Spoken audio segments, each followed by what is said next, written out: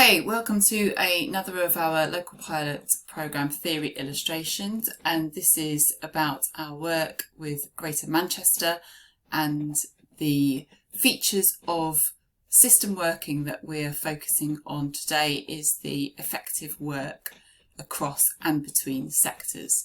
So let's just delve into this a little bit more now. So effective work across and between sectors is something which is relatively easy to say, but what do we actually mean by this? So there's some steps in this process that I want to talk through. First of all, really it's about broadening and connecting the network. And that's not just about creating a partnership of interested people, but also to do the work that aligns values, principles and common goals. So in Greater Manchester, what the teams and various teams have been doing is some quite time-intensive work with individuals, often not just organisations and not just different sectors, to talk about physical activity and establish what their involvement in physical activity might be. Maybe it's because they have an authentic interest in it, or maybe it's because they see it as a way of meeting their own objectives, if that's in a work capacity, for example, around active travel. This does take quite a lot of effort, and what we've learned over the past couple of years is that persistence does pay off. And that might be about persisting with a single individual, just going back to them, ensuring that you actually follow up on actions, but also providing a range of evidence. And that might include the academic evidence that suggests that physical activity has a range of benefits, but also, really importantly, the local anecdote and the voice of local people demonstrating what a difference physical activity means for them.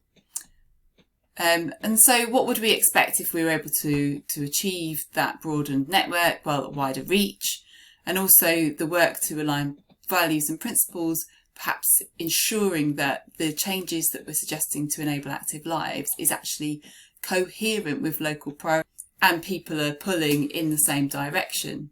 And what we've actually identified prior to COVID is that often those priorities aren't aligning, and people were thinking about perhaps efficiencies and the financial constraints that they're working under. But COVID has really highlighted the importance of physical activity for a range of aspects, and even as a means to promote health to avoid the worst impacts of COVID, and recognise that they alone are not able to make the full change that we might want to see. But what we do have to recognise is that there are still vested interests in the way that people have always worked, and so there's work to be done to be able to make effective collaborations. So that does really obviously include the building of relationships and trust, and actually what we've seen over the last 6 months is that that can be achieved by working on common projects together. And we've seen examples of where different partners from across the system, including education, community sector, the physical activity sector, have come together to be able to deliver physical activity sessions and stimulate ideas around physical activity with people who are really struggling to get by. When you work together, that is really enhances the relationships. You know, you build respect, you build affinity where things work. It can be joyful, it boosts morale.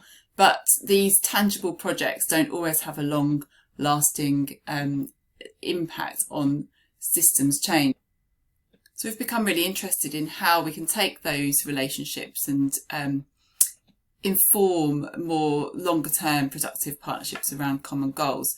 And this would mean work towards embedding those processes, that it goes beyond just the relationship with an individual that you happen to get on with, but it becomes physical activity or enabling activity becomes part and parcel of what people do across all aspects of policy and across different parts of the community. You know, because coordination does drive efficiency, and also there's just joint problem solving and shared responsibility, and people can invest in each other's successes. So how are Greater Manchester Local Pilot going about doing this? Well, it's a balance of quick wins and longer term goals, and attempts to pool resources and energy, working co-commissioning across the their boroughs, for example. But we are recognising that the wider the reach, the more difficult it is to maintain the capacity to support the programme. And we're going to talk in the next theory example about the work that is needed to do to unravel some of the system blockages where processes are not really designed to support collaboration, and also the work that is needed to be done to be able to demonstrate the impact of the work where you're working together. Then it's about the contribution that each partner makes and not about exclusive contribution from one partner over another. So that's the end of our theory session on effective work across and between sectors, one of the features supporting people in moving to enable active lives.